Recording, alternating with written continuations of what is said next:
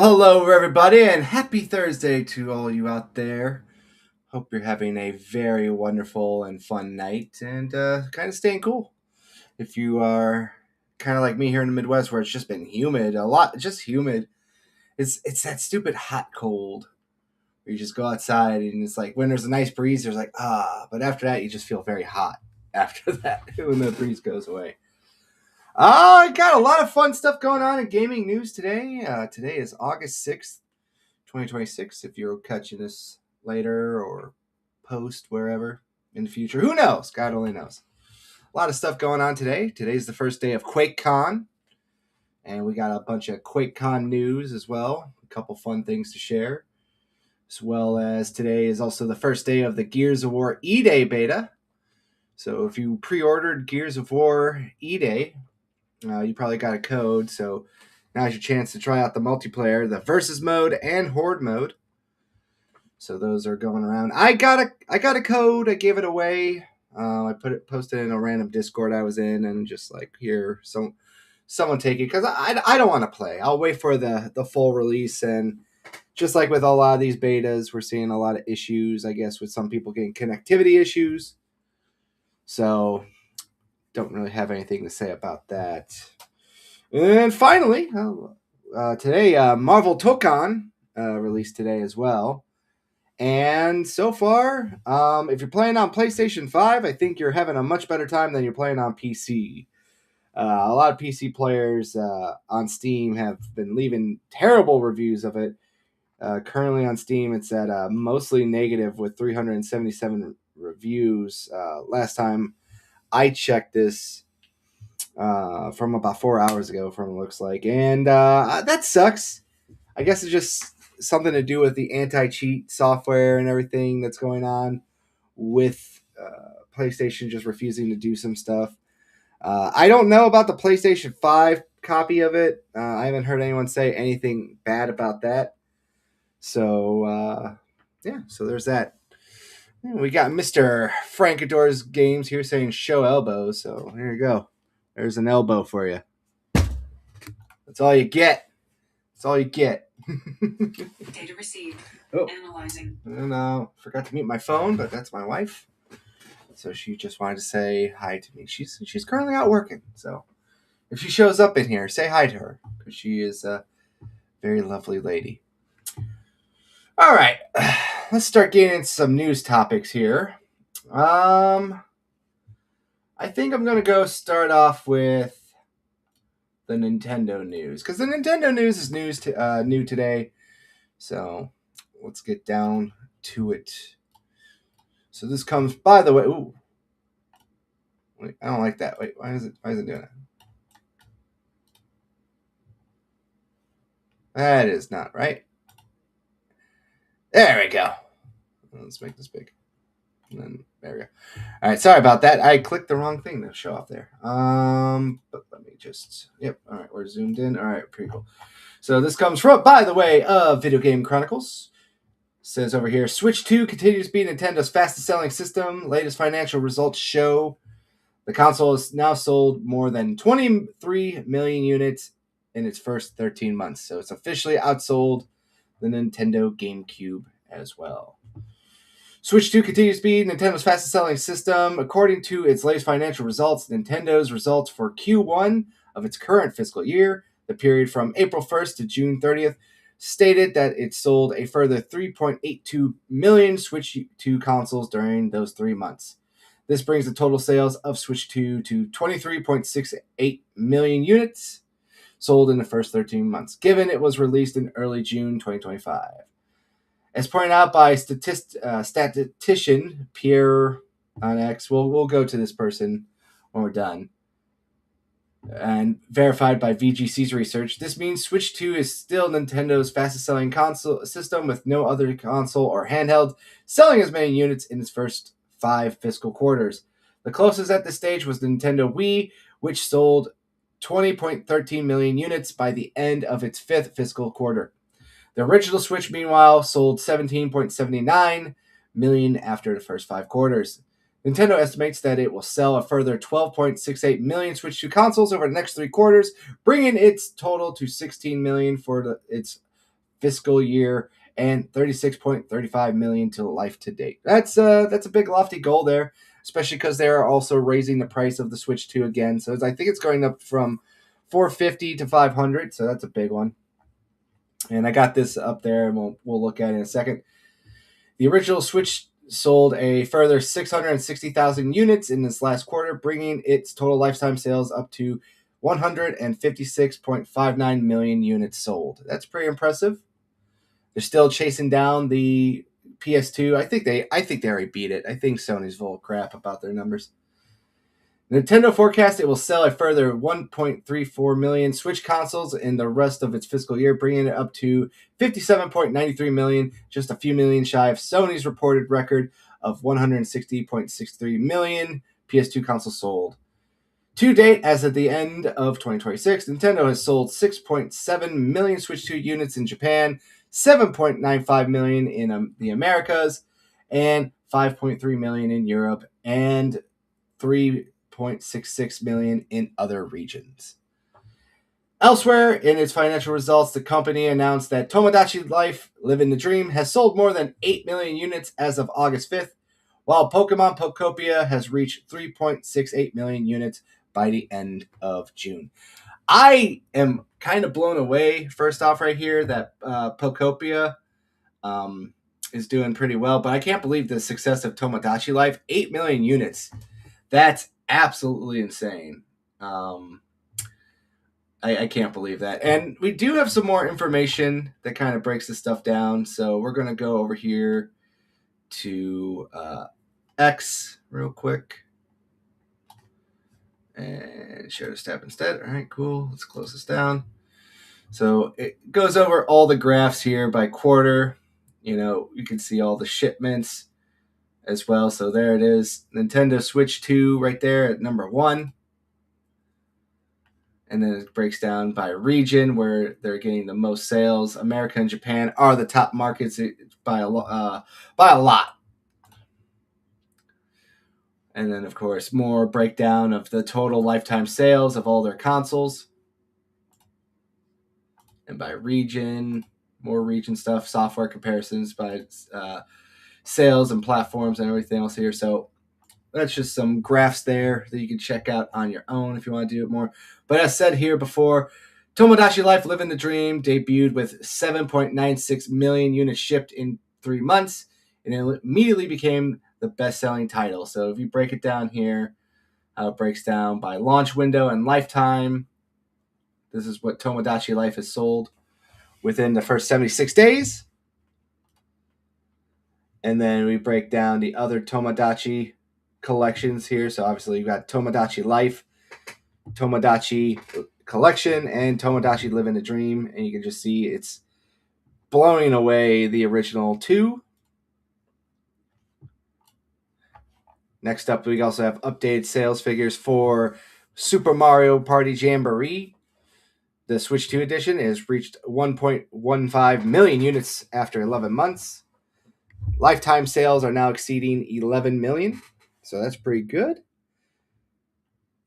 Now, I think this one here, too, is very interesting. So this 3.68 million units sold in the 4 months does not include Japanese sales as well.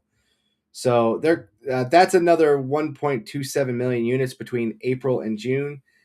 It is the best-selling Pokemon spin-off game published by Nintendo in the last 15 years. And here's all the other Pokemon spin-off games that you can look at. So Pokopia, doing pretty damn well.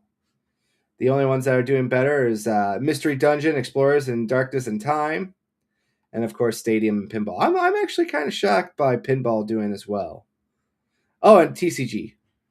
I like the TCG game. Really amazing soundtrack, if you ask me. Next up, Pokemon Legends ZA shipped another 50k units on the Switch 2. That's 3.99 million units in total for the version, while total sales are at least over 12.84 million. As you know, Pokemon Legends has also shipped to the original Nintendo Switch, so that's pretty good to see. And how it compares to other mainline Pokemon games as well. And you can see right here, not a bad number. But it's also insane to think about here because this is the graph I wanted to bring up. So a lot of people kind of for right reasons say Pokemon Scarlet and Violet is a terrible game. And then we got Pokemon Sword and Shield that people say is also a terrible game. But with the new recent sales data that you can see right here, 28 million units and 27 million units, they are quickly closing the gap of Pokemon Red, Blue, and Green very, very quickly. We could see Pokemon Scarlet and Violet, and even Sword and Shield for that matter, overtake the Pokemon's very first games with Red, Green, and Blue at the end of the day, which would be impressive because that is a title, that's a record that has stood forever. So 31 million units was the initial endpoint for the original Pokemon game closing. That does not include I believe, the DS ports that we got not too long ago.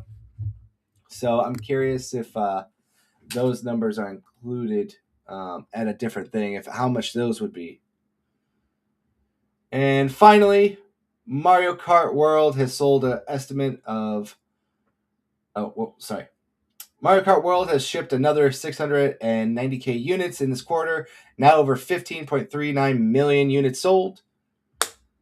Its second fastest selling title in the franchise, trailing behind only Mario Kart Wii with 17.39 million sold. So then you can kind of break down. Just look at this Mario Kart 8 Deluxe. 71 million copies sold. That is insane. I can't believe this. And, we look at other games like Double Dash, 6 million. Mario Kart 64, my favorite Mario Kart game, 9 million. And then just like, wham. It's just like, if you combine Mario Kart 8 and with the deluxe version, I believe it's like 80 million, or just right there. It's tap dancing on 80 million copies sold. That's a hell of a moneymaker there for good old Nintendo. Of course, over here too, we got some more information. Donkey Kong Bonanza has sold almost 5 million units, and Kirby's Air Rider has almost sold 2 million units. So Nintendo's doing pretty good. Even though the Nintendo Switch sales are down overall by 32%, that does not mean that they're still not doing very well for what they want. So if you want to find out more information, like I said, links are in the video down, or in the description of this video to check out. So I guess we'll just continue sticking on with Nintendo news, and we got another update for everyone. Nintendo's getting a Minecraft copy over here. So Minecraft coming to Nintendo Switch 2 on October 27th. A digital upgrade path will be available for Switch 2 owners. More details to come. So if you are a big Minecraft fan and you still play Minecraft and you love it on your Switch, well, congratulations. You have a chance to get it digitally upgraded on your Switch 2 if you own a Switch 2. So go check that out there. And then, of course, we got another rumor. This one's rumor, but it's most likely going to happen. According to Billy Coon, Diablo 4 coming to Switch 2 on September 15th or 18th for $69.99. Retail release will be a code in box, so boo. There's no point in buying that at all. Just buy it digitally from your house. You don't need to wait at that point just to get a piece of paper that you're just going to throw out anyway. And on top of that, too, is not verified if it will have the Hatred DLC included on it. If it does, I might pick it up because I think Diablo 4 is a very great example of a pick up and put down kind of game. And I think Diablo 3 was such a very natural and very fitting game to get on your Nintendo Switch. They even had like a bundle where you got a limited edition Diablo Switch. It wasn't that amazing looking, but I kind of liked it. But yeah, Diablo 4, really, really good game. I wonder how they're going to do that, though. One of my biggest issues with Diablo 4 is it has to be always online kind of deal. So I wonder how that's going to work on Switch 2. But more news is to come on that one when we eventually get it. You know what? This is Nintendo Switch news. Well, this is Nintendo news. We'll kind of go to this one as well. So, Pokemon TCG Pocket, Dina, a developer for it, announced that quarter one results, financial results for the game, is experienced a significant decrease in both revenue and profit.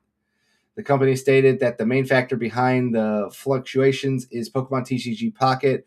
While the average monthly active users during the same period last year were 39 million, it significantly dropped to 23 million in current quarter.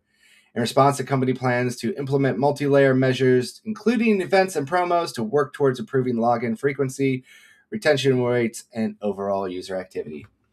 Now, I've been kind of like my only release, I would say, on my cell phone for like a game wise is probably Pokemon TCG Pocket. I like playing the Pokemon card game. You know, I was briefly sponsored to play it, as I always have to try to remind people because it is what it is. The game, sometimes it feels like you cannot get any of the big Pokemon. So in the Pokemon TCG, they have these cards called EX Pokemon, and they're basically super powerful Pokemon that have usually really strong abilities, and they come with a higher price when you knock them out. And I just noticed that when I'm playing the game, I have such a hard time getting a lot of these EX Pokemon because I don't really dump that much money in there. I probably maybe have sunk maybe $60 total into Pokemon TCG, and it's been out for like 2 years. But I think they just need to do kind of like what other games do, like say for example, you know, Hearthstone and stuff like that. Make it just more easy to get the cards you need and to invest into getting more cards. I shouldn't have like 8 copies of a card, but at the same time, this is a trading card game, so they want you to trade with people, and they've done a okay job implementing training. The only problem is it seems like the community has done more to help the community than the actual devs themselves. Just make it easier to get the cards. You know, at the end of the day, that's all you really need to do. Just make it easier to get the cards. You know, keep it simple, and just hand out hourglasses like you're going out of style. It's not hard to kind of fix this problem, but at the same time, I understand why they just don't want to fix it as properly for that. They want to try to get you money out of your pocket. That's it. I don't know. I just want to point this out. This is Pokemon related, so obviously it has to deal more with Nintendo overall. All right. What do I want to do? What I want? I'll think I'll go with this one. We don't really have too much PlayStation news right now that's going on. There was one announcement today. Let me see. Oh, let me see if I can find this live here.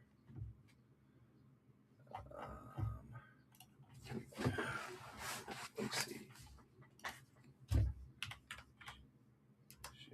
No, there he is. He shared this one over here too, just recently.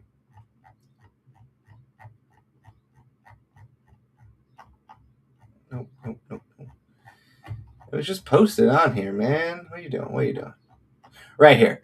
So we got this today. We got this notice from people who are starting to see this on their physical PlayStation 5s that they buy in store. It says important notice, and I'll read this here because it's very small. I try to get it the best I can, but I'll read it for everyone so they can see. Important notice from January 2028, newly released games on PlayStation will be available for purchase on PlayStation Store and at retail in digital format only. Discs for games released before January 2028 can continue to be played on this console, and then it goes into it with other languages as well. So PlayStation kind of going out there again. The 4K 120 HDR, I don't know why they keep showing that. Maybe this is for PS5 Pro. I don't know. It doesn't specify, but it just says that new PS5 things are going on there. We got Mr. Nerd Takes over here saying, what up, buddy? Hope you're having a good night. We're just kind of going over some of the stuff, but this is one of the PlayStation news that just broke, I think, today. They're kind of putting out there for consumers, hey, we're not backing down from our lack of physical going forward. So people, if you're going out there to buy a PlayStation 5 and you start seeing these in the wild, let me know. Take some photos. Share them online. And let's go over to the last bit of PlayStation news I got today. This comes by way of IGN. 14 years after its release, Call of Duty Black Ops 2 is one of the best-selling 2026 games, according to analytics. So, the recent PS4 and PS5 ports of Call of Duty Black Ops 1 and 2 are already some of the best-selling games of the year, according to analytics. Last month, Activision surprised Call of Duty fans by dropping ports of Black Ops 1 and 2 on modern PlayStation consoles. Activision has somewhat notoriously avoided re-releasing older Call of Duty games, as fans speculated that it would distract players from newer games that are more lucrative for publishers. Still, it seems that after Black Ops 7 failed to meet expectations last year, these ports were put into production to earn players' trust back and guarantee some quick cash. The plan worked absurdly well, as Alina Analytics estimated that Black Ops 2 sold a whopping 8.2 million on PS4 and PS5, while Black Ops 1 sold 3 million. The firm estimated that the game collectively has generated $435 million on PlayStation. The two are essentially to be the two highest-selling PlayStation titles of July, with Assassin's Creed Black Flag Resynced trailing in third with 1.6 million copies, roughly half the number of copies sold as a 16-year-old game. So this is kind of insane if we're kind of looking at it. The top 3 PlayStation games of this month or last month of July were all remasters and remakes of older games. We're partying like it's 2013 up in here, all right? So I don't know what that says about the gaming industry. I don't know what that says about remakes and remasters. It just kind of keeps going on that path of gamers. They just want access to video games, and they just want to go back and play a lot of their older games, and it doesn't matter. I heard that these ports were pretty good. They work fine. I believe that their multiplayer was done a lot better. People on Xbox are still kind of hoping that they will fix the multiplayer lobbies because they're just taken over by hackers, which is not fun to play against. But overall, pretty solid month for the fans of 2013 gaming, I would say, at this point. So much for that. Okay, let me get a quick sip of water here, and then we'll get back to it.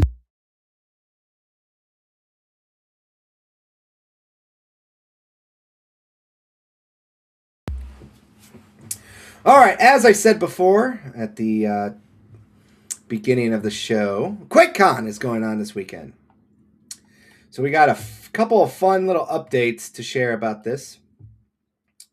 First things first. Excuse me. QuakeCon Dawn of the Machine Shadow dropped as a free update. A new free episode to Quake also adds new achievements available with Xbox Game Pass. Here it is on the Xbox Store. So basically going back once again and updating an older title with modern DLC and updates to it.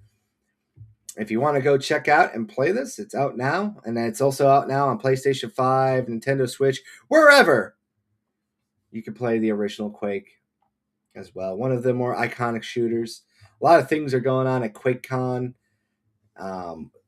Also, a lot of people are there. John Cermak and everyone. Joe Romero, he's going to be there. He's there as well. So if you're going down there, sounds like it's going to be a very interesting QuakeCon to be at. Especially if you want to check out the latest band collaboration with a video game as well. Quake plus 9 Inch Nails 30 years of Quake limited edition merch collection now available for pre-order at 9 Inch Nails. So we got this weird collaboration that's going on. This is like the third weird collaboration this year with like a major IP. Last month we got at Comic-Con. Yeah, it was Comic-Con. We got a compilation of Pac-Man and Blink-182. And now we got Nine Inch Nails and Quake. I think we could just go here, check it out. So we could get a better look at this stuff right here. So here is the official website. Let me blow this up a little bit.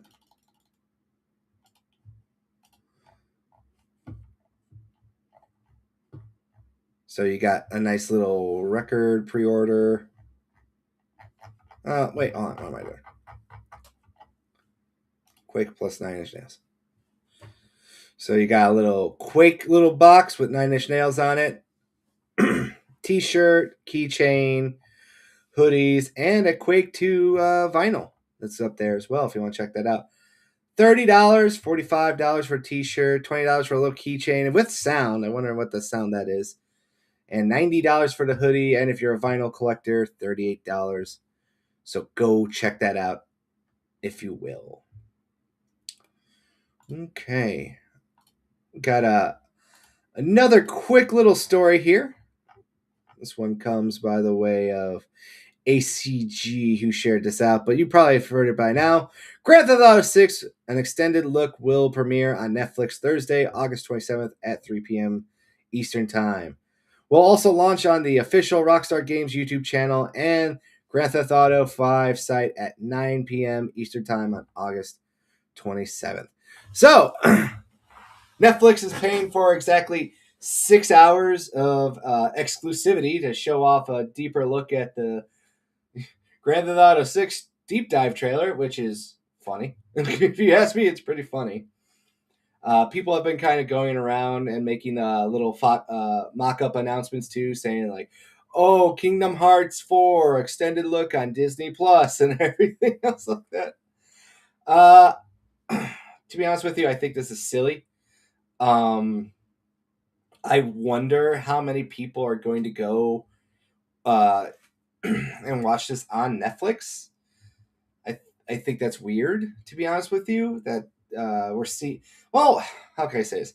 Netflix has been doing more and more stuff where they're trying to get podcasts and everything else like that to do some exclusive clips and content with them. I know recently one of the shows, Pardon My Take. If anyone is a sports fan, you might know who Pardon My Take is. Barstool Sports, Big Cat PFT commentator. They're pretty fun dudes, pretty chill. Have one of the better, fun sports podcasts out there. I keep seeing that they keep doing clips exclusively for Netflix as well to kind of go on there and do that. So it seems like Netflix is trying to do more, but it's just so weird to think about this, that Netflix is going to be basically doing a timed limited release of the announcement deep dive trailer for Grand Theft Auto 6. I think that's weird. Especially because it's only 6 hours. So it's just like, what's the point? I wonder how successful this is going to be for them. I know that there's a lot of people that are super excited about GTA 6, but I don't know if that is necessarily going to be, I got to have Netflix to go watch this at 3 p.m. when I could just watch this at 9 o'clock or tomorrow, the next day or something like that. I wonder how many people are going to try to live stream this and then get their stream struck and everything else like that. A live reaction. I'm curious about it. But August 27th, that is a Thursday. So later at the end of this month. It's also during the time of the supposed PlayStation blackout boycott and stuff like that. I'm going to be honest with everyone here as well. I think Sony knew what they were kind of doing, and I think they got in contact with Grand Theft Auto, and they might have come up with a good time to release it to force people to get hyped for GTA 6. And it even though that alleged blackout that's going to happen, I don't think it's going to matter that much. And I've said this before, and I'll say it again. If you are going to have a real effect on PlayStation, you can't just do it for a week. They count monthly active users, all right? If you logged onto your PS5 at all during that month, you already are going to be counted as an active user for Sony's financial reasons and reports and stuff like that. You need to really just show them that you don't want to do it. So don't buy any video games. Don't buy Wolverine. Don't buy Tolkien. Don't buy any third-party games released in here. Don't buy Grand Theft Auto. And stay off your PlayStation 5 for at least 3 months. If you could stay off your PlayStation 5 for at least like 3 months and really show Sony that like you mean business, that you want your physical games back, then just do it. But I'm just going to be 100% honest with you. I don't think a lot of people care that deeply at the end of the day. They want to play their games. You spent hundreds and hundreds of dollars, thousands upon thousands, let's be honest, probably to build your collection. And I understand the anger about losing your physical games and stuff like that. I agree with you. It sucks. It's lackluster for the PS6 going forward and the PS5 as well. But at the end of the day, you got to really show them that you want it. And the petitions and signing all these petitions, like I haven't heard an update about them in a long time. Everyone was on board. I think it's at 350,000. That's a big number of people. But it just feels like it's starting to lose steam, and people just don't care as much as they pretend to online, and that's kind of sad. So we'll see. Let me know down in the comments if you're watching this later. Do you plan to get GTA 6? Do you already have it pre-ordered? My stepbrother, he already has it pre-ordered. He's ready to go. He bought the $100 edition, so he's making that money for good old 2K games over there. All right, let's get into some Tokyo Game Show news. How does that sound for everyone? Sounds good to me, and I'm running the show, so we'll do that. So Japan, this comes from the official Xbox Twitter account. Japan, we'll see you soon. Xbox Tokyo Game Fest 2026 broadcast. Xbox Tokyo Fan Fest. See you September 17th. So, great take on Sony. I think they did collaborate with GTA 100%. Well, thank you, Quitterish.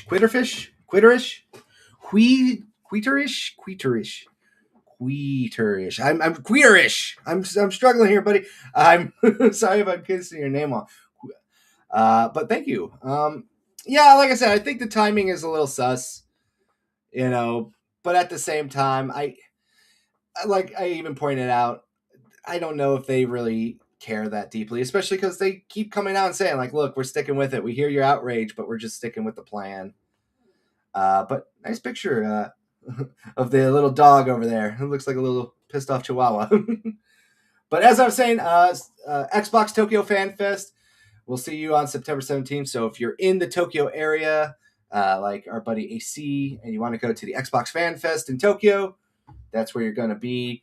So slowly we're getting closer and closer to that. September's next month. It's crazy. Time is flying by. On top of that, too, this comes from Gamatsu as well, a very famous Japanese publication out there. Bandai Namco announces Tokyo Game Show 2026 lineup, and it shows off all this here. So their main booth is going to have Ace Combat 8, Wings of Thieves, Bleach Mirrors High.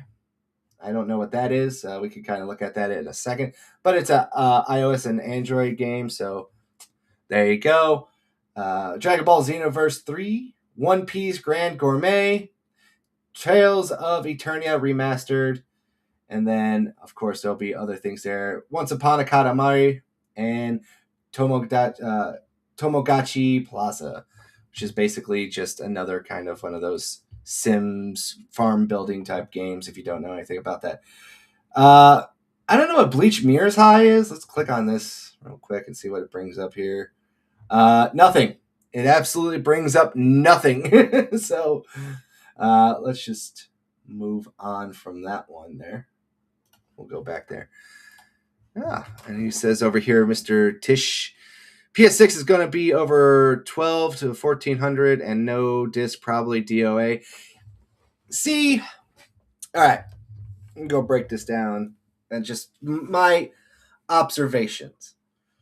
So this is just my pure speculative observations of everything I see and listen to online from YouTubers and everyone else out there. I think these consoles are going to be expensive. There's no ifs, ands, buts about it.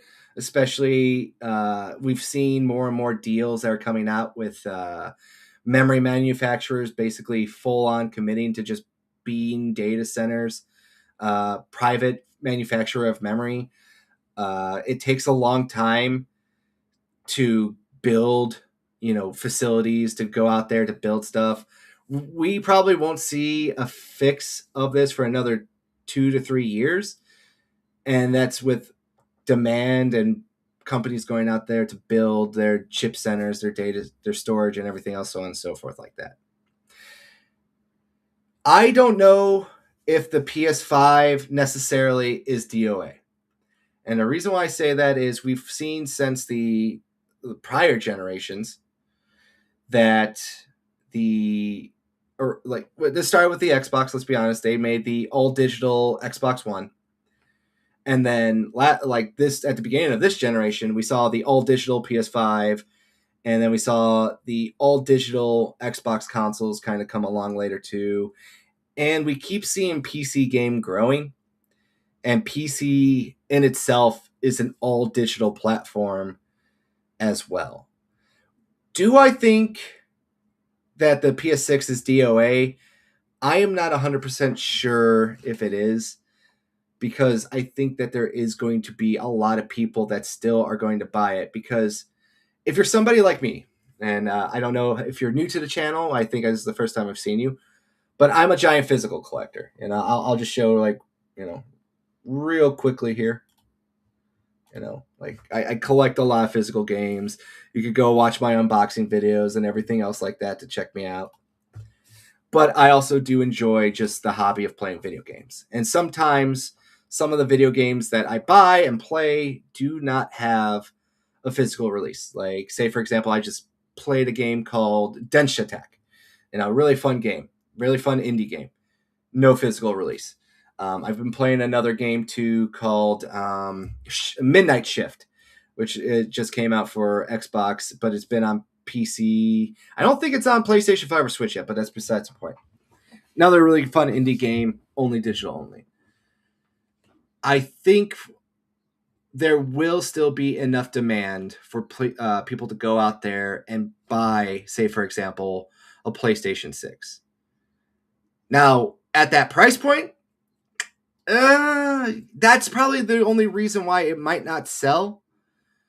But even still, we're seeing people buy Steam machines right now that cost, over $1,000. I know one of our friends of the show, he just bought a Steam machine.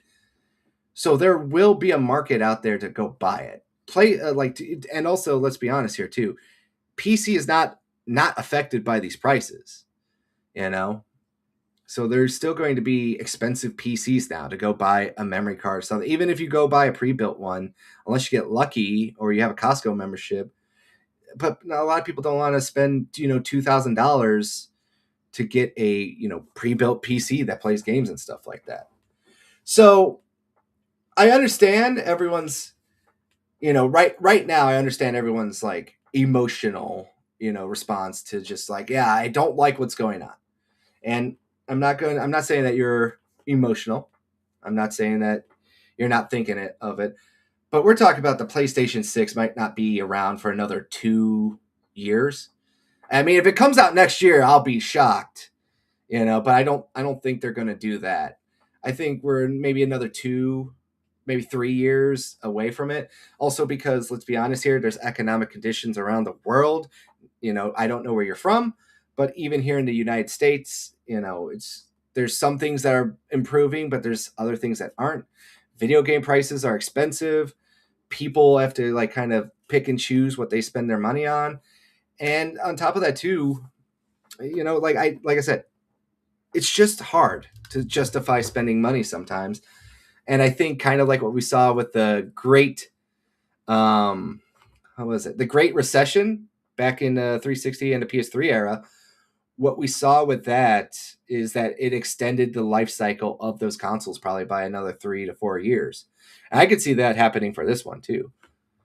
Well, poking the subscription button. Thank you, buddy. Welcome to the channel. We enjoy everyone who comes. We want everyone here to express their opinion. We do not shame everyone unless you're like weirdly insane and you're trying to make everything political. And we understand people have politics. Well, I myself included, but we're talking about the games. That's what we're here to talk about. But I appreciate you.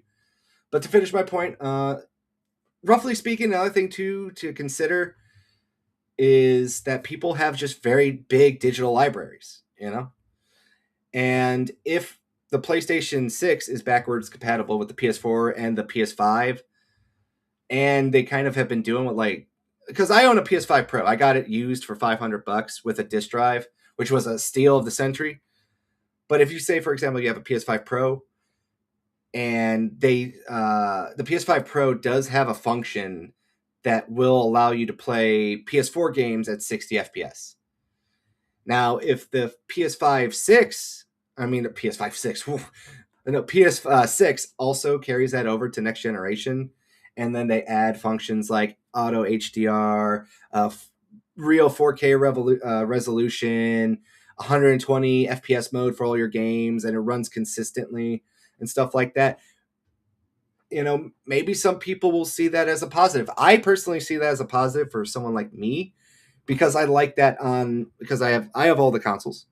So that's one thing I like about, that's why I bought a Switch 2, because it has more stable performance to play my Switch 1 games, and I don't have to worry about them chugging along at like 5 frames per second. Princess Peach Showtime, very fun game on the Switch 2. On the Switch 1, she is moving sometimes like a slideshow. All right, it's a flip book has more FPS than that game on the Switch 1. But I digress. So that's a lot of reasons out there. I know that we know that it's probably going to be super expensive. No ifs, ands, buts about it.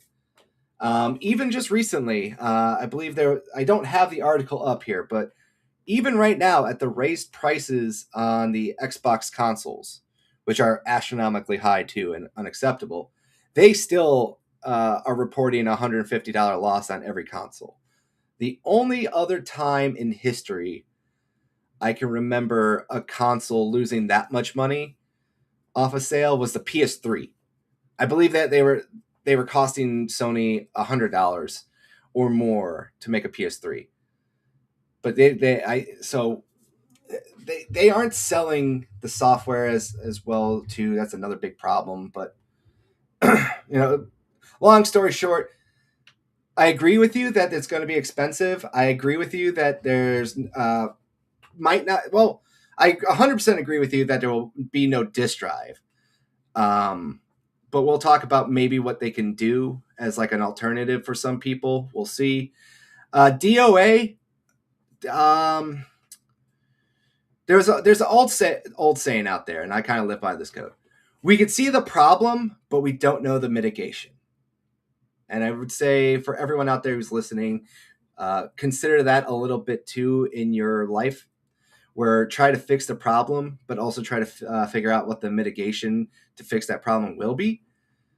So, say for example, it's 2026. Let's say the PS6, and the next Xbox come out 2029. Maybe the situation improves. We'll see. I mean, it's hard, man. I can't even justify spending $800. But look, I've spent $1,000 on one video game one time for my collection. And when I was into the TCG and I was traveling and playing and stuff, I spent $800 on one Yu-Gi-Oh card to help me win tournaments. So I'm a psycho, okay? I am the perfect example of the moron that will go out there and spend money because he has to have it. I'm the SpongeBob meme, but that's me. Everyone else, how you spend your money is how you spend your money. And that's the only thing. It's up to you to justify how you spend your money. Okay, maybe too far on DOA, but the price will move me to PC or my Switch 2. Like I said, that's perfectly fine. There's a lot of great games that are on PC. You know, I don't really like gaming on PC. For me personally, I'm a big RTS guy, so that's why I love having a PC. Games like Age of Empires, Rome Total War, I love those type of games. Any game like that, awesome. That's why I want to play on a PC because I don't want to play with a controller. But um, if you just go to Switch and Switch 2 and PC, I don't have it up here now today, but there's a game that I played on my PC that I really loved. It's called The Midnight Walk, and it's getting a PS5 copy, and it's also just got announced today. Strictly Limited Games, I believe it is. You know what? Hold on a second. I'll bring this up on Discord because I follow them on Disc. I'm in their Discord group. Yeah, Super Rare Games just announced today that they're doing a Switch 2 limited edition copy. Jeez, there are people who are like talking so much in here. Where is it at here? Announcements. Yeah. All right, let's bring this over here. Oh, share this tab instead. So yeah, like right over here, we got an announcement today that they're going to be doing the Midnight Walk for the Switch 2. And, I like this game a lot. I enjoyed it. I've told people that if you have a 3D, set for your PC or PS5, this is a great 3D game or VR game. Why did I say 3D? I'm such a boomer sometimes, man. I'm only 35, but I talk like a boomer. Oh, that thing, that fancy thing, those glasses. Yeah, and it's a very fun game, a very cool concept, but they just announced that this is going to be one of the games to add to my collection. I'm going to add this on to my collection, hopefully, when we get the information for it. It comes out next week. I don't know where you're at, but I believe it's at noon Central Time, USA. So if you're in the USA, if you're on the East Coast, add an hour. If you're on the West Coast, drop back 2. There you go. But yeah, this is a fun game. I actually have a stream of it up where you can watch me look like a complete idiot as I forget that I have controls. So that's one thing going on there. And right now we have another rumor. We'll kind of go to this one real quick because this also has to do. You know what? Nah, we'll skip that one. We'll skip a couple of these because they're rumors, but I don't really want to talk about them. But yeah, we'll go to this one. Oh, perfect. So then it goes on sale at 10 o'clock your time. If you want to check that out next week. West Coast. Very nice. California,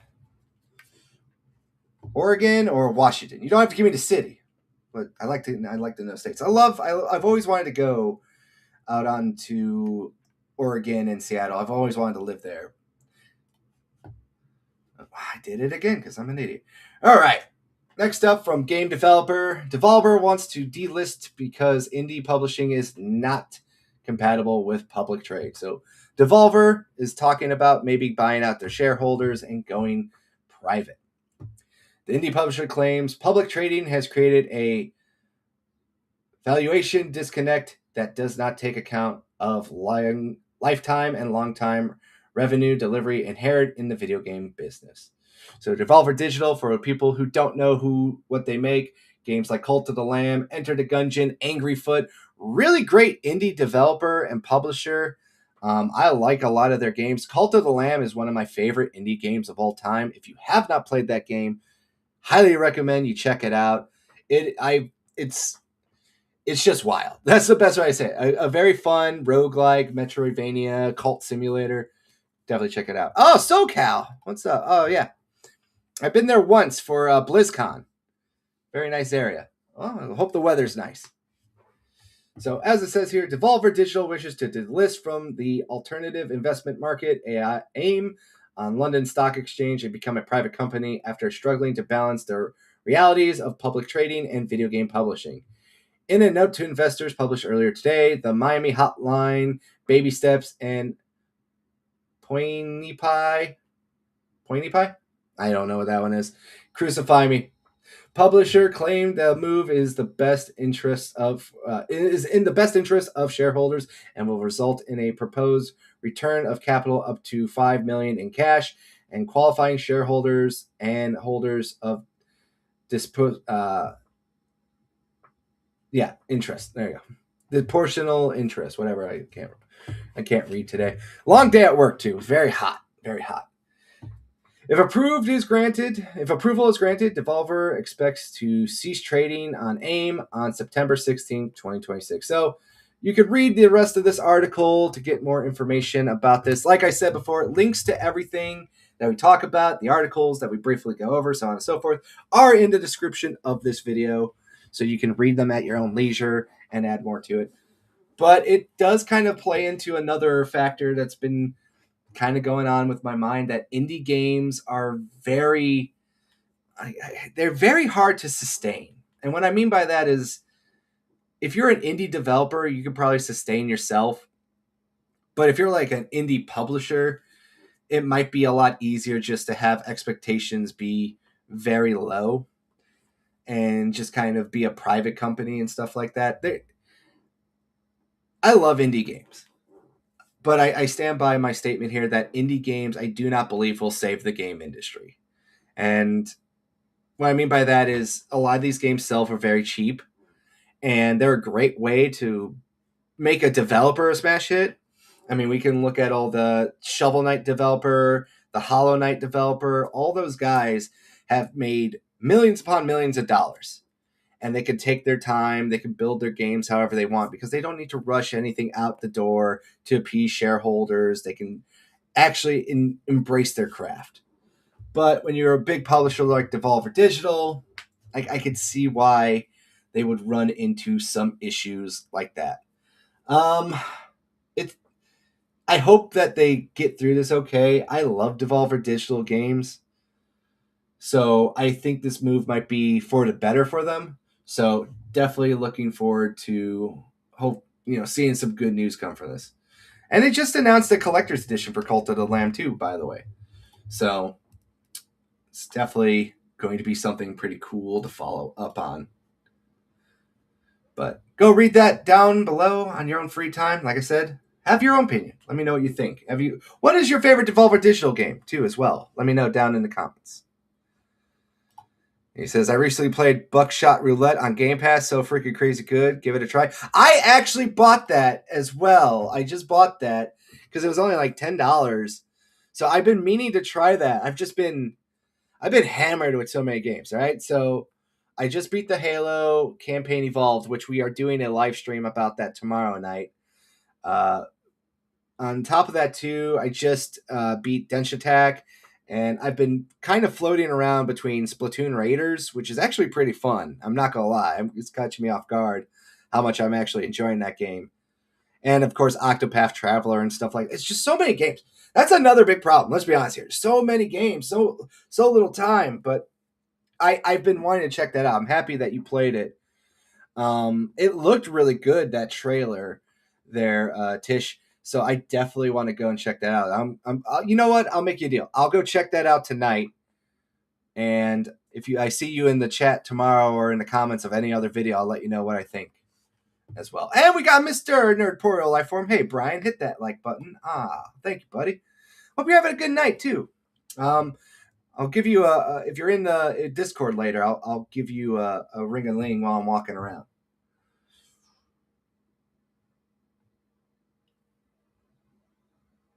So let me see over here. I got a few stories left, and then we got the Fire Emblem Direct that we'll watch, and we'll kind of react to that one. Yeah, I know, so little time. It's just a nightmare, especially because now I'm 35, and I put on a lot of weight after my mom passed away, so I've been trying to lose that weight, so I'm like, I got to put in my workout. I got to work. I got to take care of my wife, my dogs. It's just so much work, so much work. But, hey, look, those are okay problems to have, All right, let's go with this one. This one's kind of new today, and this one kind of is like near and dear to my heart. So we'll share this tab instead. And we'll go into this one. EA looking to sell BioWare and other IPs following Saudi Arabia takeover, claims insider. So there's been obviously a lot of work going on with the EA private sale to the Saudi investment firms and stuff like that. We're learning right now that EA is about $20 billion in debt. A lot of their games have not been selling well. They also had that recent controversy with microtransactions in the single-player storyline of College Football 27. So there's a lot of stuff going on with EA at all times. For every good EA story, there's like 15 really negative and shitty ones. That's the best way to say it.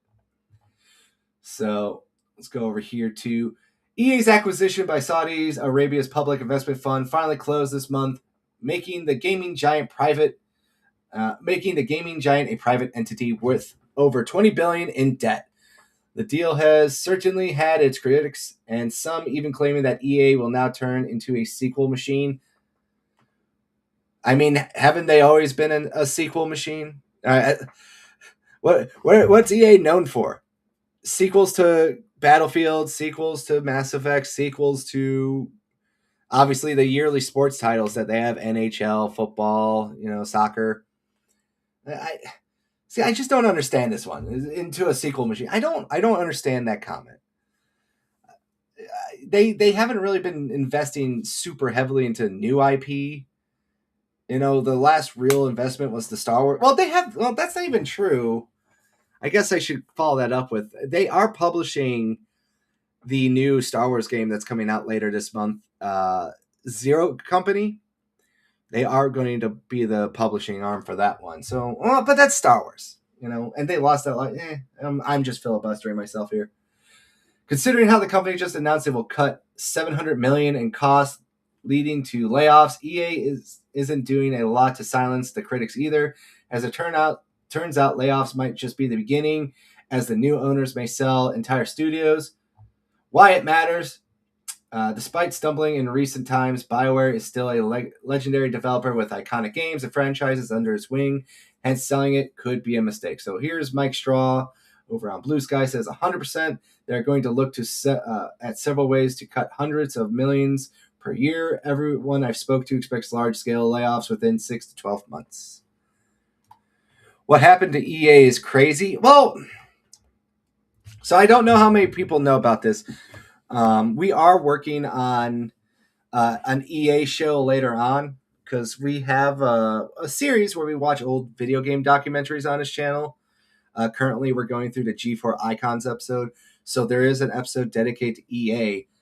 But in order to buy BioWare, or EA to buy BioWare, they had to make a deal to buy Pandemic Studios, who well known for the Mercenary Playground Destruction games, and on top of that too, the Star Wars Battlefront games.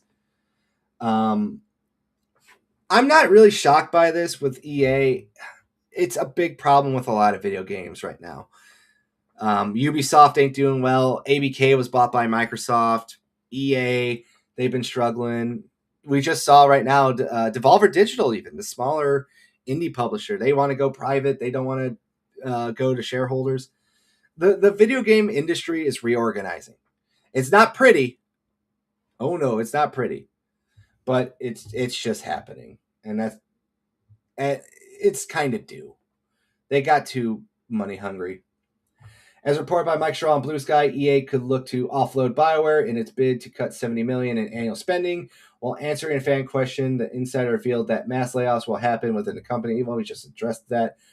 Moreover, EA also looked at to auction off some of its IP, but Mike Straw isn't sure which franchises are on the chopping block. Regardless, a sale of BioWare among the tentpole games like Mass Effect and Dragon Age is highly likely.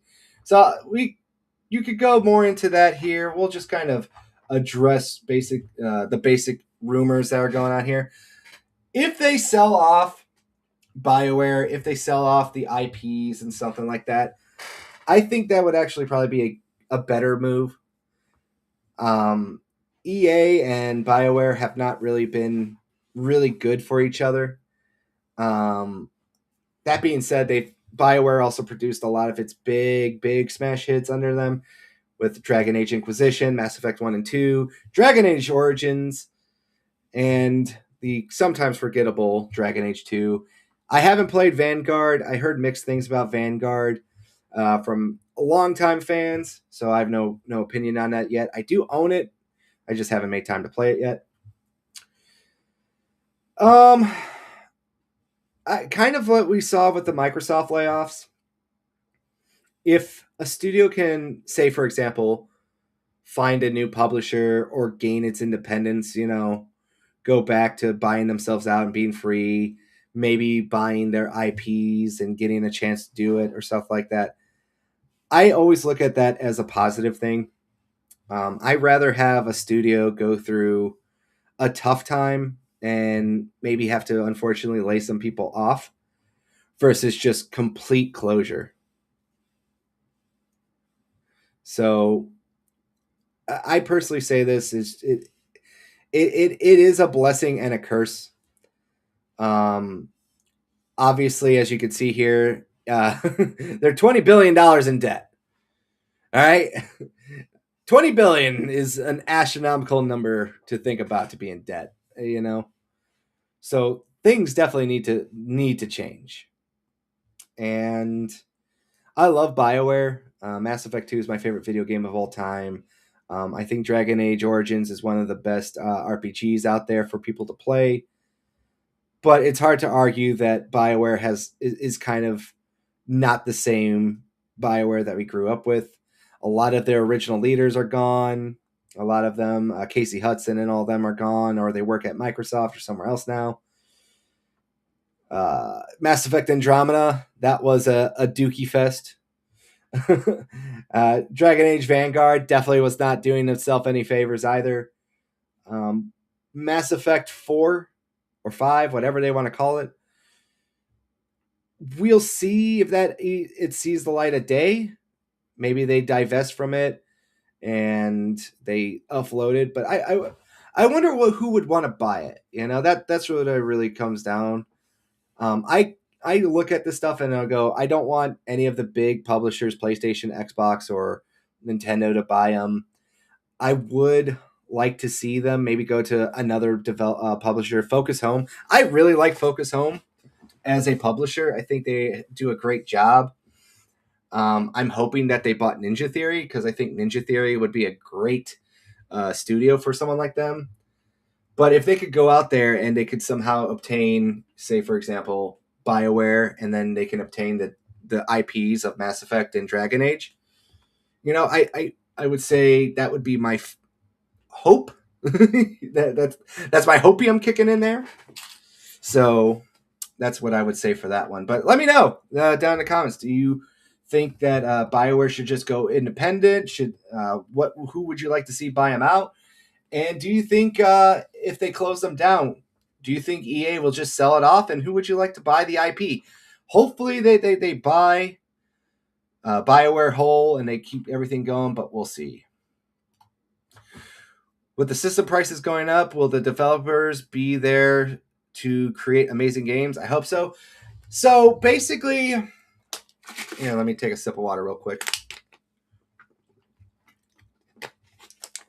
I've said this before, and I'll say it again. When we look at all the layoffs that are happening, the question I have, there's two questions that you should have. How many devs does it take to make a game? And is there talent at these studios still? So I always, like I said, I listen to the arguments and I try to come to a rational thought, in my opinion, of what people are saying. When we heard all the news about id Software getting laid off and people were like, oh, half the studio's gone, they're not going to do anything right, you can't make the games anymore and stuff. And id Software, their lead developers, had to come out and say, look, we are back at the same size of a studio when we made Doom 2016. I think it is there are two arguments here. As we get older, we are seeing a lot of talent in the industry obviously age out, retire, pass away, and it's sad.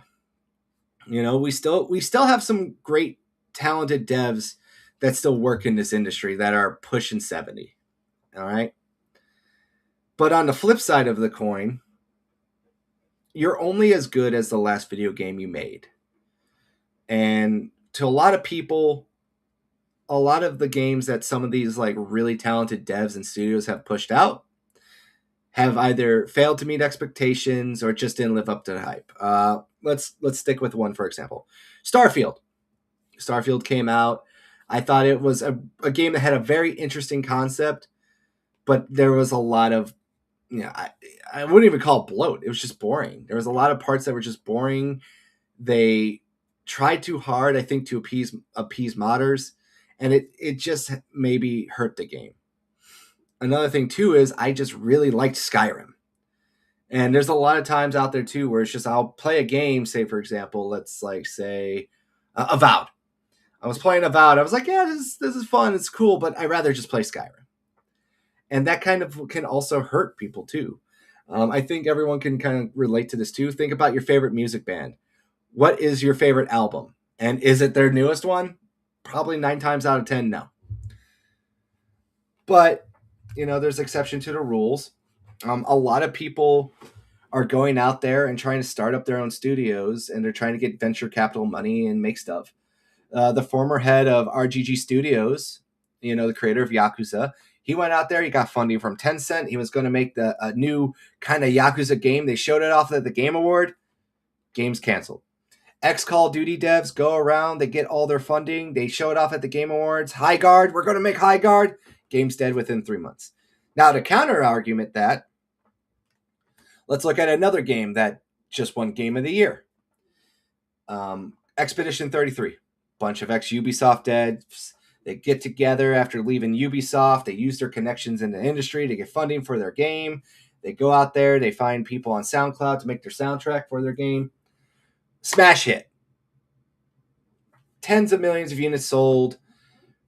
Game of the Year nominations. Game of the Year winners. Sweeps everything that they can. They do everything. I think what I always like to say for everyone out there is that you never know what's going to be a smash hit and take people by surprise. And I think that you can still have a lot of amazing devs out there to still make a lot of these games. Just always consider the good and the bad. It's hard. It's hard to. I'm terminally online. I do this stuff. I save news stories. We talk about it in our little groups and everything else like that. And it's hard to keep informed on stuff. I try not to be so mad, how do you say, at the people who watch content. I tend to get more annoyed with the people that bring you the news. Like the people who should be keeping up on this stuff and they have no basic understanding of anything they talk about. I'm more annoyed at those people. But I digress. All right. We got about 2 more stories. We'll go with the first one here. We'll close up with some Xbox news. So we got a little bit of rumors going on here. So we got Xbox's disc-to-digital feature allows only one active owner at a time. If you lend or sell the disc, the digital license transfers to the new owner, and yours is automatically revoked, no duplicate or abuse. So there's a rumor going around right now that Microsoft is going to announce a disc-to-digital format for their upcoming updates to the Xbox consoles and to possibly future ones. So what this means is your discs are basically activation keys. So you put them into your Xbox, they will unlock a digital license for you to download, and then you don't need to keep the disc in there. You just got the digital one. So you can take advantage of all the fun stuff that Microsoft does with Play Anywhere and so on and so forth, and keep it on the go. The downside is, and I don't really understand why this is a downside to some people, but if you let someone borrow your disc and you let someone, or you sell it, and somebody else activates that digital license, you lose access to it. Just kind of like how would happen if you had a real regular disc and stuff like that. Now, I've been talking with people about this for a while, about Xbox kind of killing off physical media. And to be honest with you, this is the reason why, I would say, before I talk about this going forward, is Microsoft really wants to push Play Anywhere. They've spent a lot of time and money to basically have dual entitlements for their own games and try to get third-party publishers on it. And when they have the whole ecosystem of PC, Xbox, and handheld, as well as cloud streaming and stuff, excuse me, they want to have an ability for you to just play it wherever you want. You know, I take advantage of that sometimes.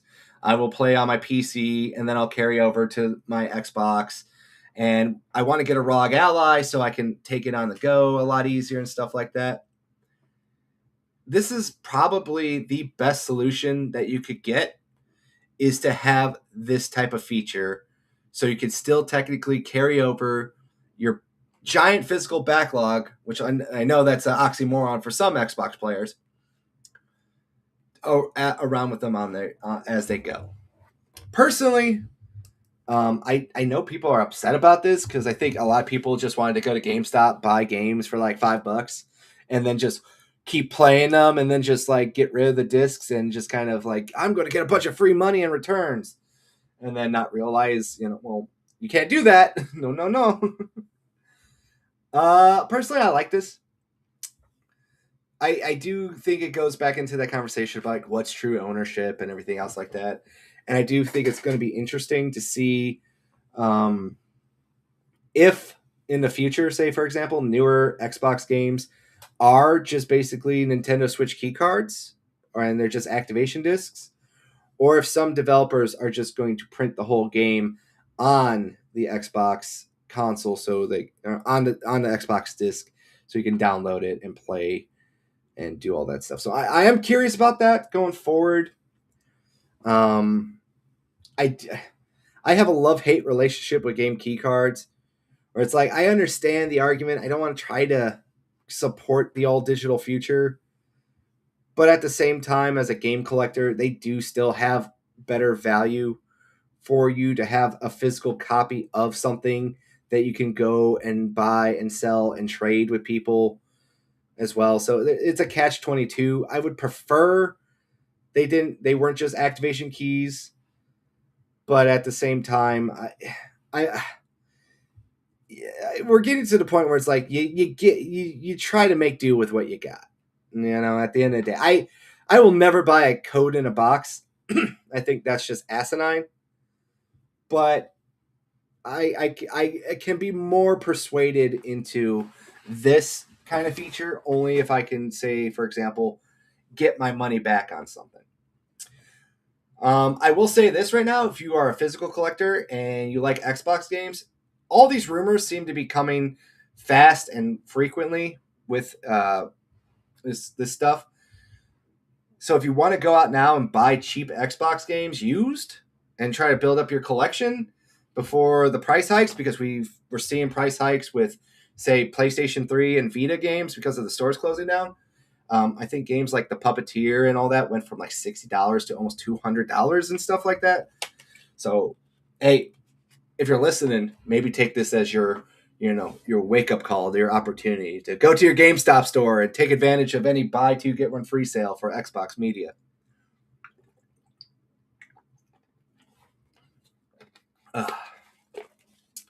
Hydration's key.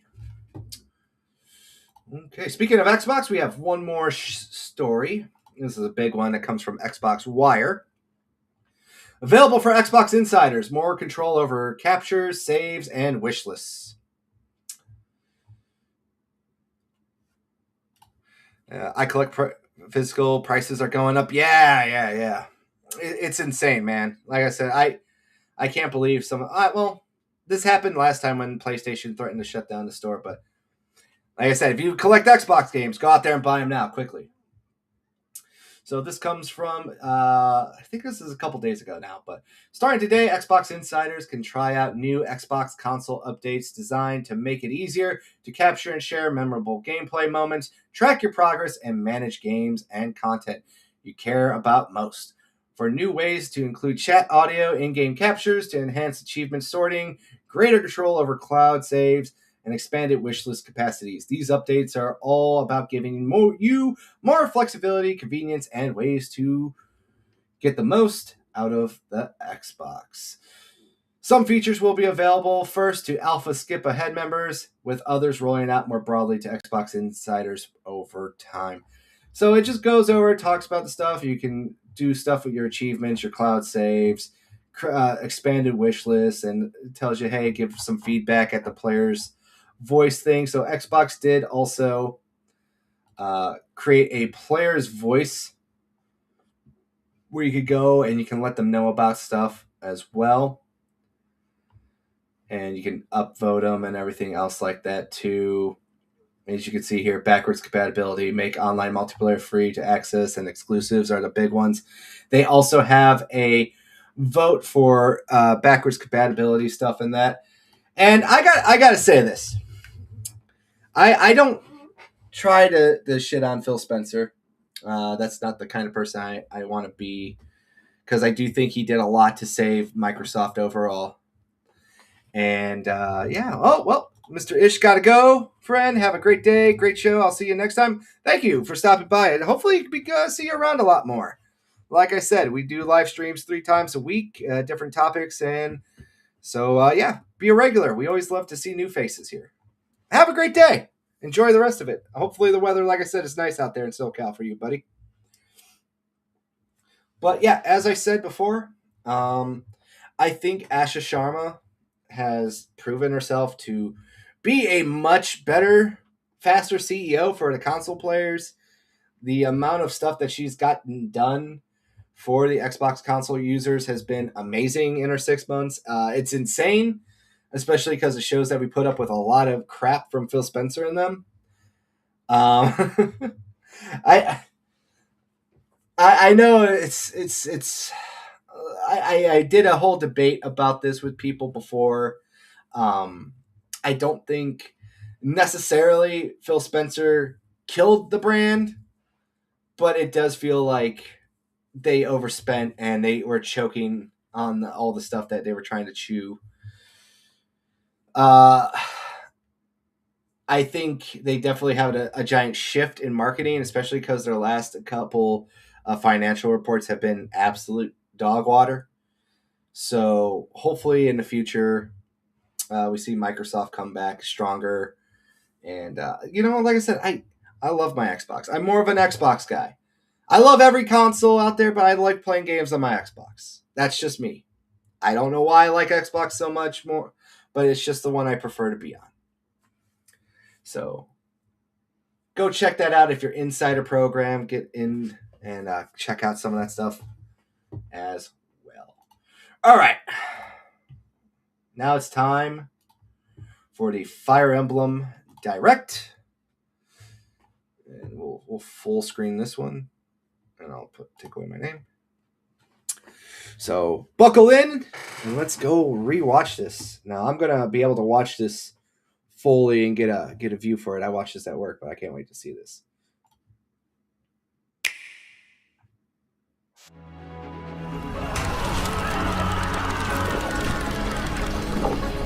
Come, celebrate the second birth of this world's rightful ruler. At the advent of the underworld.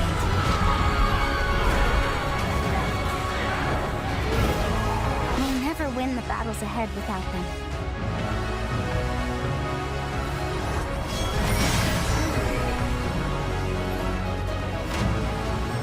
We need as many as we can recruit.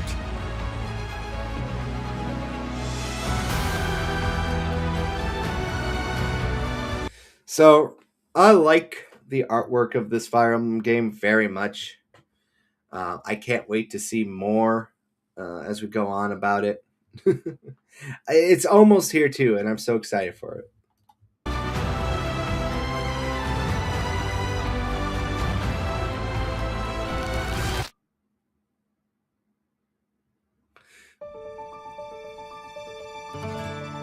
The Dagdan Empire. a land at the peak of prosperity under the rule of the gods.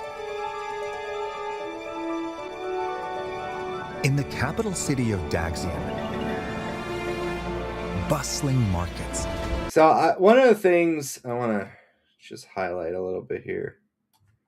Yeah, here we go. One of the things that I've been saying when I've been watching these Fire Emblem stuff is that a lot of the stuff reminds me of North Africa, Carthage, kind of inspired Roman-esque, cities and ports and stuff like that. And the more that you'll see more in the trailer, but the more I watched of this trailer, I think they went with more of a North African inspired type of deal like that. Deserts, oceans, stuff like that. In the capital city of Daxian, bustling markets, ports teeming with trading ships, temples to the gods, and other establishments line the crowded streets. This is also where the heroic games are held in tribute to Dagda, the Empire's first and founding king. The heroic games have begun!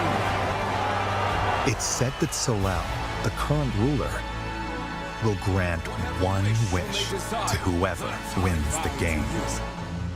Those vying for the prize hold strength, determination, and undying convictions they refuse. I gotta go back here real quick because we see the prize, the new waifu in this game, but she's got a gun. That's been like the meme. It's like she's the nun with a gun going around here. Oh, I can't wait to see it. Love her character design. Determination and undying convictions they refuse to yield.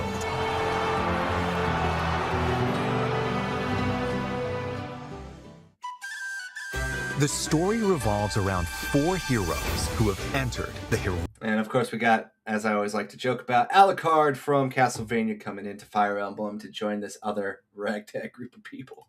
Heroic games. Who you choose will determine how the narrative unfolds as they fight for glory. Kai is a young boy living in the peaceful village of Ribera. On his 15th birthday, his father is imprisoned beneath Daxian for crimes committed. In hope of a peaceful life as a family, he sets out with his childhood friends to win the heroic games and save his father. I like Kai's story concept is that he's the plucky young underdog, very anime inspired of like, I'm going out there to save my dad, but I'm kind of like he's the underdog. He's the unskilled warrior entering most of this stuff as we find out later. Dietrich, ever in search of a stronger opponent, is attacked by an enormous monster while sailing a stormy sea. Beautiful. He then washes ashore in the foreign land of Dagda. This is where, between battling bandits and beasts, he learns of the heroic games. To slake his thirst for battle, Dietrich decides to compete in the heroic games with new allies at his side. Hey, we got TJ joining us. What up, TJ? Shout out! To Daxian. Hope you guys have a good stream tonight. I'm going to have to catch that one a little bit later. But yeah, Dietrich is one of those interesting characters. Like I said, he looks more like he belongs in Castlevania than he does over in Fire Emblem. So I can't wait to see more about his story unfold. I like his design. I do like that he's got a what's that? What's the term here? I'm trying to remember. His weapon is like a special weapon. So Dietrich looking like Alucard for Castlevania. I know, right? It's like totally a 1-for-1. Like there's no hiding who they got inspiration from. Hailing from the kingdom of Ceramus in the south, Theodora represents a culture that worships the keeper of death and night, a goddess loathed throughout the lands. Swearing to restore the honor of her goddess and defend the faith of the people and the peace of her kingdom. Now, when they announced Theodora's storyline where her people worship the god of death and darkness, that That's pretty cool. I like that idea a lot. I do. I like the spooky and creepy kind of backstories and stuff like that. So I'm very much looking forward to hearing more about her storyline. I think she's a really cool looking character design. So I want to know more about her too. Theodora leads her veteran retainers into battle with the goal of winning the games. Now, this is the best girl that everyone's been talking about too. Everyone wants to be a part of Lita. And I gotta say, let's just be honest here. Really great artwork design here. They clipped the ballistics, if you know what I mean.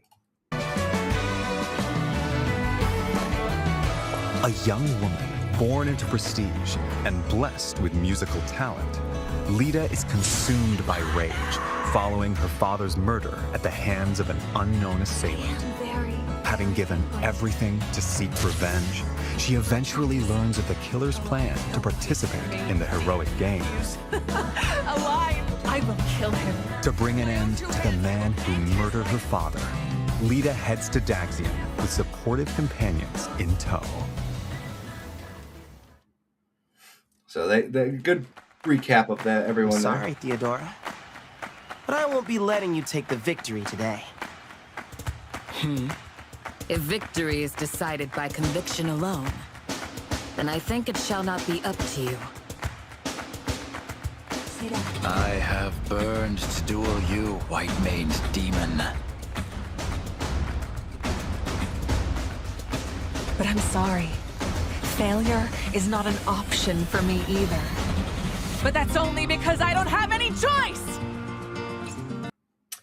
It seems Theodora is based on Indian and Hindu mythology. They do have a sect that worship the god of death, Makalai.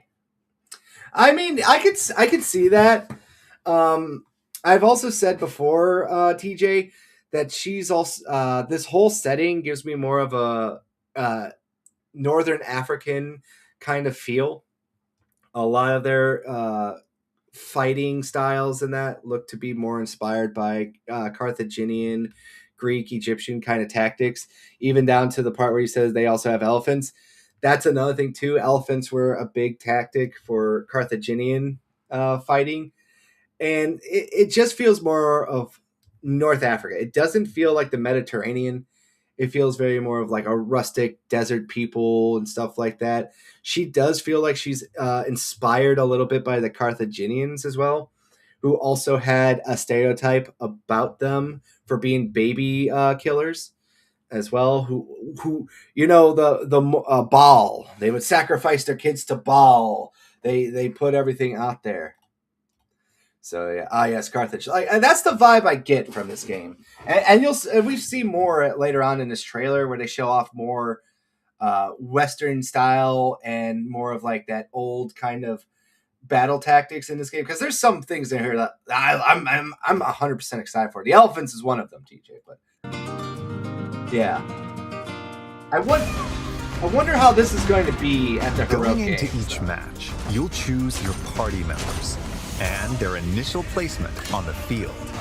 Then, let the battle commence. Moloch and Baal, yeah. Each unit's movement range is shown in blue, and their attack range in red. You're new to Fire Once Emblem. all of your units have completed their actions, your opponent's turn begins. You play Fire Emblem You'll or take any turns tactical RPG, you moving know what's and going on. fighting across the map as you engage in fierce combat. Victory includes defeating the opposing leader, among other conditions. But like right here, chariot combat. That's so cool. I don't know if this is an older Fire Emblem games per se. It could be, but I haven't played a Fire Emblem game yet where you fight charioteers, and I think that's a really cool addition. And like I said, that plays more into that more North African and even old school combat where charioteers were kind of like the shock troop, you know.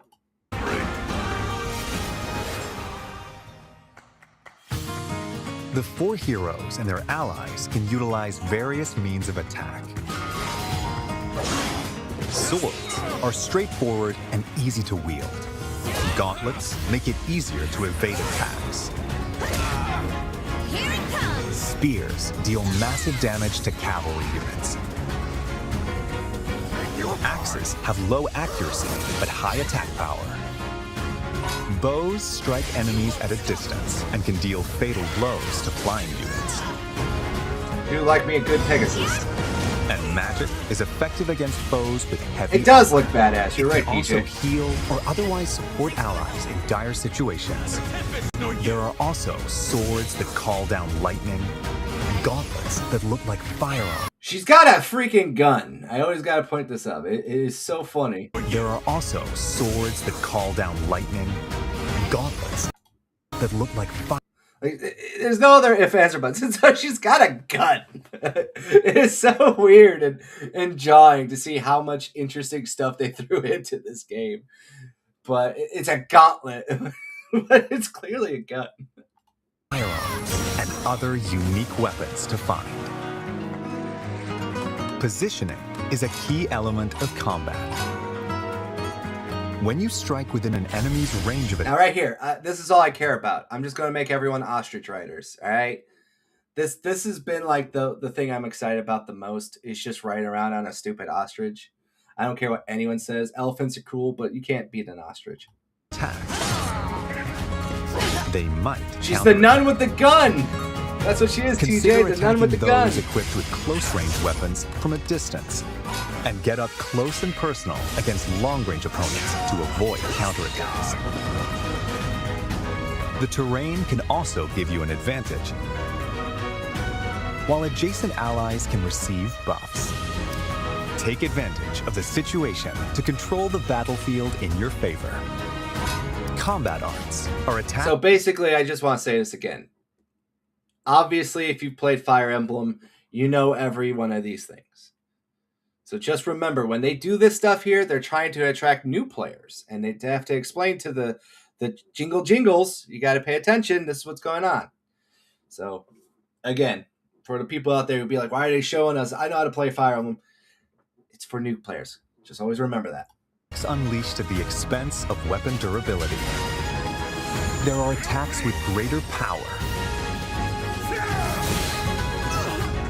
longer range, or other advantageous effects. So use them in decisive moments.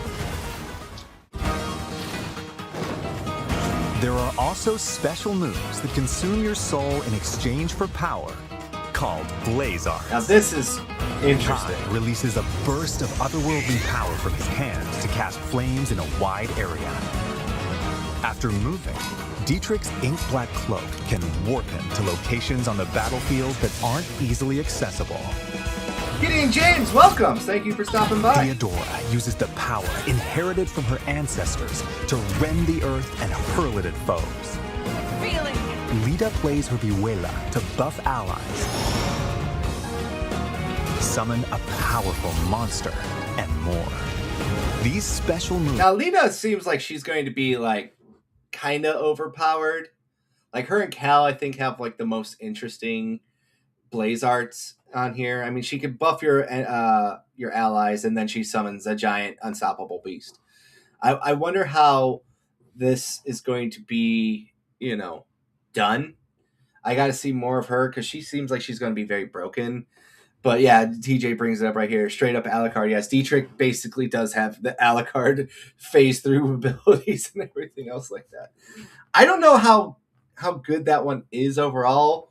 I got to see how the maps are structured in that. So if they're really showing off that that's his blaze art, and I don't know if that's his only blaze art per se, but it seems to be like the lesser one right now. So I'm very curious to see how that looks either, because the other ones look like they have much more powerful for offensive abilities. Obviously, Cal can just shoot a giant fireball with maximum spread damage. Theodora, she just seems to have a very powerful rock throw ability. We'll have to see how that one is expanded on. But yeah, Gideon says Summoner Bard. Yeah, she's going to be pretty good. Can turn the tide of battle, but at the cost of the hero's health points. Additionally, if your allies fall in battle, I think I need a break. You can turn back time. After each move, you can rewind to any previous point in battle, so don't be afraid to rethink your strategy if things don't go as planned. Based on their class, such as Shido, who are skilled with swords, Bardingers, who fight on horseback, and Bishops, who use white magic, a unit's abilities can change dramatically. The weapons they can wield and their range of movement also vary. Classes are divided into beginner, specialty, and advanced tiers. Beginner classes are the foundation. Gladiators excel in handling weapons. Diviners can wield magic. And Orneus riders can cover more ground. There are 5 beginner classes in all. Gotta love our Orneus Specialty classes. have Orneus more riders, specific baby. abilities. Armored knights boast ironclad defense with heavy armor. Wing soldiers can leap obstacles and cover long distances, while charioteers can strike multiple enemies in a straight line. There are over 10 to attack. That's really good one. Advanced classes are masters of their skills. Cataphracts have the mobility of horses with the defense of heavily armored units.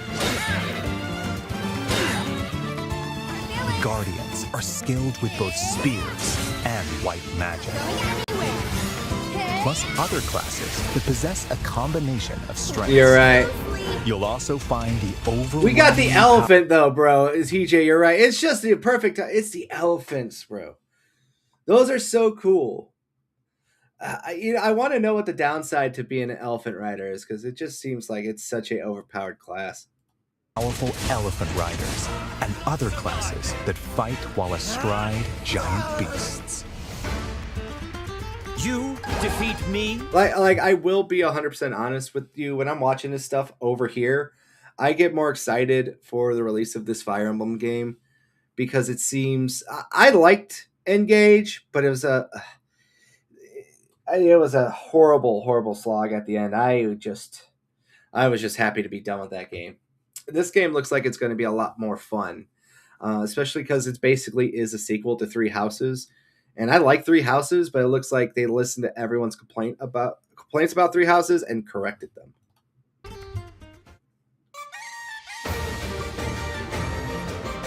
Between matches, you'll have time to get ready for what's to come. You'll receive some useful intel about your next opponent. So use this information while exploring Daxian, or venturing off to improve your team's prowess in battle. The time is yours to spend. So delicious. Yeah, that's another thing. They have Let's like look a at some of the third-person things exploration you can do mode. in Daxian. The Arena Plaza is where you can receive additional training once per week in the time between matches. As your skills improve, you'll learn new moves to use in battle and be able to wield increasingly stronger weapons. On match days, you can watch battles between other participants unfold to research your opponents. Oh, that's cool. At the shopping arcade, you'll purchase weapons and tools, or enhance your weapons using materials you've collected. This temple row is watched over by a bronze statue of the Divine Sovereign and is home to 7 temples. Yeah, that's kind of why I said the point of Carthage as well, because it does feel like Romanized Carthage there, Gideon. So it just has that Northern Africa kind of feel to it during that time. And you kind of get that feeling too with their armor and the location and stuff. Depending on which temple you volunteer in, you'll acquire a blessing to use in battle. These provide effects such as a temporary stat buff, halving the damage you receive, and more. speak to an exam proctor to take a certification exam. The chance of success depends on who's taking the test and the class they're aiming for. So be sure they have the... I will say this, looks a lot more in-depth with the battle mechanics and buffs and everything you could do. It definitely does look a lot more interesting than other Fire Emblem games. necessary skills before applying. To attain the pleasure I seek. You can also receive quests from townsfolk. Complete them by the given deadline to receive rewards. You never know who might ask for your help. for your help in this matter. The Divine Sovereign? Why would someone of your stature be here?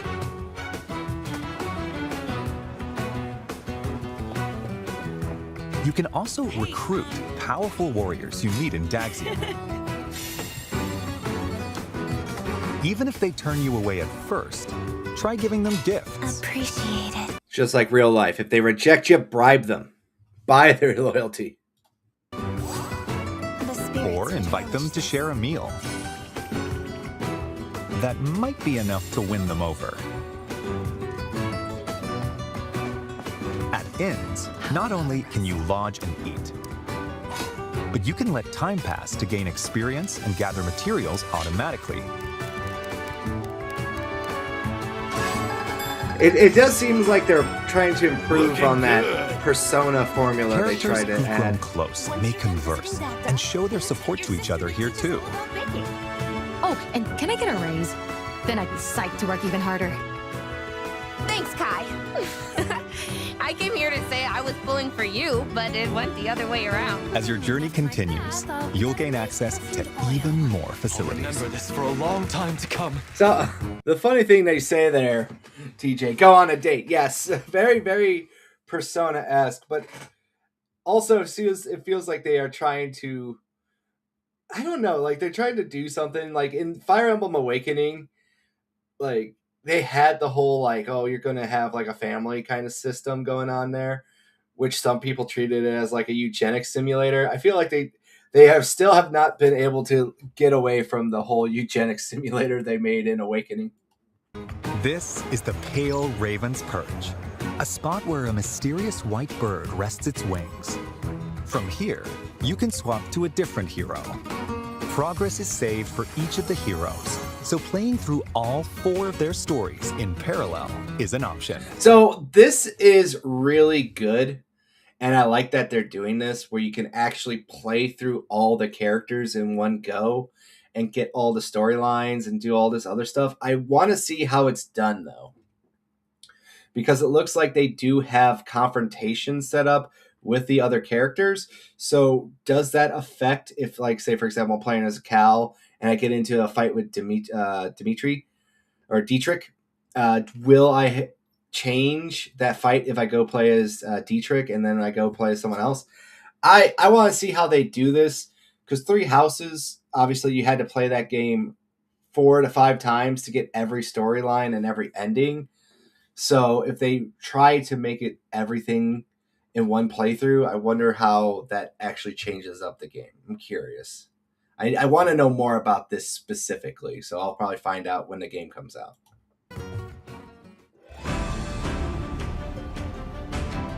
When you venture outside of Daxian, you can explore areas across the continent. Time passes every time you move, so plan your expeditions carefully. Visit towns to purchase local wares. Anything you'd like? Or gather information that could be useful on your adventure. Travel with your allies to improve everyone's abilities in battle. And another thing too, since I'm kind of thinking about this a little bit more, is everyone in the city recruitable?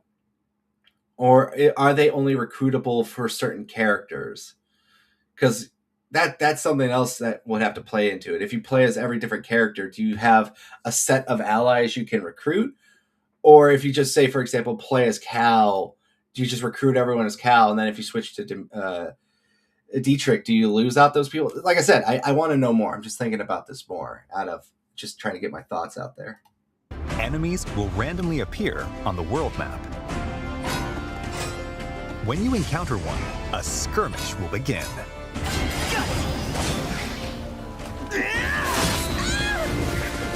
Earn experience points by felling your foes. You'll also find dungeons, where you'll collect materials for strengthening weapons, along with other treasures. When you encounter enemies roaming in a dungeon, a turn-based clash that differs from normal battles will begin. I suppose. So this guy's got fucked up eyes. I can't get over this one. I do think this is interesting, though, that they actually added a turn-based RPG inside of their tactical RPG elements. I wonder how fleshed out this is going to be. And I wonder if they're going to try to do a spin-off classical turn-based JRPG instead of a tactical RPG for Fire Emblem as well. Because I feel like it could work. I know a lot of fans have been asking for kind of one of these instead of the Muso Warrior Fire Emblem games. So I want to figure out more of this. I can't believe this. They did this poor guy dirty here. In clashes, you can perform attack combos with your allies. Plus, each of the 4 heroes can use abilities that are unique to them. For instance, Dietrich can flush out enemies in hiding, while Theodora can recruit soldiers in towns and send out her assembled troops to gather materials or deploy them in battle. Will not miss this chance. Need some help! Make the most of these commands to enhance your power of battle. Yeah, I want to know how this plays out more. It's an interesting concept.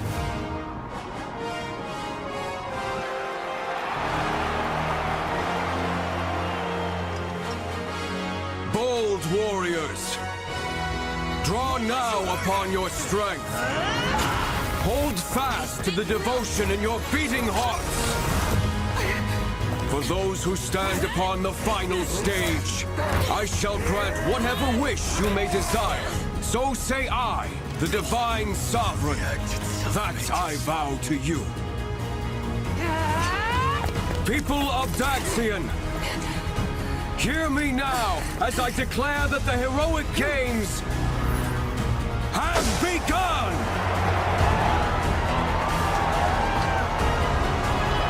I also want to know if there's permadeath in the heroic games mode. That's another thing I want to know, because that would be interesting.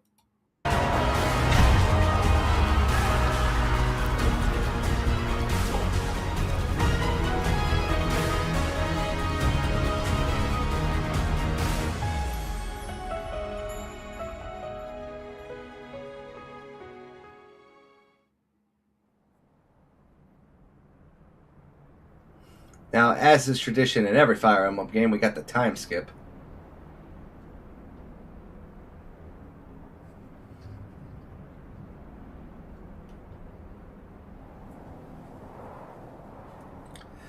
Now, I want to know, because these are like the 4 heroes of the arena, but only her statue has been very, badly defaced.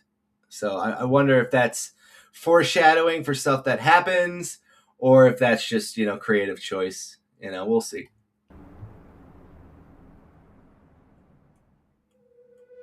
In time's flow, see the glow of flames ever burning bright. On the swift rivers drift, broken memories alight.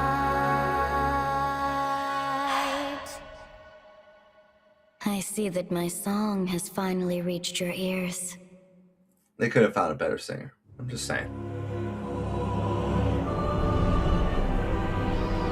5 years after the heroic games, Dagda faces its end at the hands of the revived demon god Balor. Balor!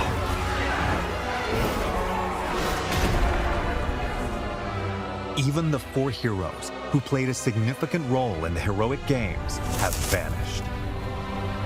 To confront the situation, the progenitor god, Sophis, calls down a single soul.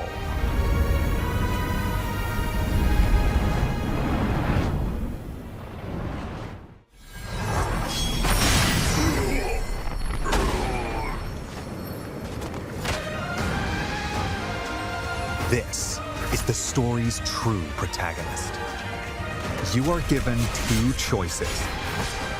Face the forces of the demon god. I love how this part broke everyone's heart. What do you mean by that? What do you mean by that, AC? Welcome, too, by the way. You came just in time. We're talking about Fire Emblem. Balor on your own, with the knowledge that it's no easy task.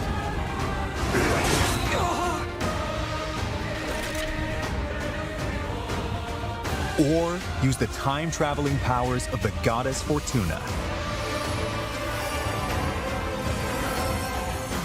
to change the fates of the 4 heroes. You must carve your path in the hope of saving Dagda from destruction. Those who join you in the future will strengthen the might of your assembled forces. This is where your story begins. The end of the world at the hands of the demon god.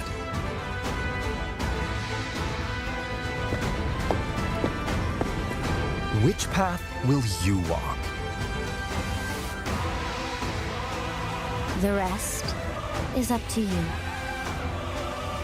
Fire Emblem Fortune's Weave launches September 17th, only on the Nintendo Switch 2 system. Pre-orders are available now. All right, so this is the funny part here, there, AC. What you say right here, because everyone thought the protagonist was the 4 heroes they advertised originally, and now it's another blank slate hero like the last 5 games. They showed off this guy, I think, in like the second trailer, or the girl. You could be a guy or girl in this game for the real protagonist, but they showed this character off already. Like, we all knew it was coming, right? In some way, shape, or form. It's not like we should have been totally caught off guard by it. I mean, the dude and the bitch is on the box art. It's on the key art. But I feel like it's an interesting concept that they're doing, because it looks like you can play the heroes separately pre-time skip. But I don't know if you play as like the original protagonist here.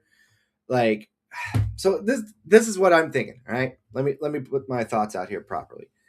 You're gonna start the game in the future, and you're gonna start as, you know, the silent dude, and then you're gonna go and you're gonna try to fight the main, you know, evil, and you're going to lose. It's going to be a scripted event. And then you're going to go back in time and you're going to learn about these 4 people, and then you're going to get their stories. That's what I think is going to happen.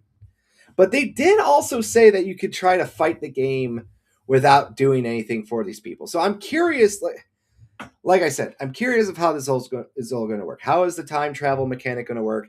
How is going to switching between their stories going to work? I don't know what you heard, what I said earlier. But earlier in the stream, I was talking about, you know, with recruitment and being able to play as all 4 of these other dudes, you know, what are you going to do in this game, and how does that work?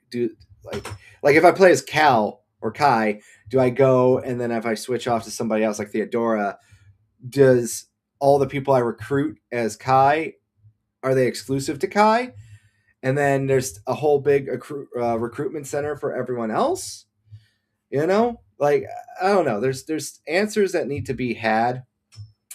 I wish they didn't show off that protagonist a little bit. I kind of wish they would have kept that as a little bit of a surprise, you know. But I think they did enough to kind of just, you know, keep people interested. I can't wait to check this game out. Obviously, it says right here September 17th. So it's going to be here in just over a little bit of a month's time. So can't wait to check that out for sure.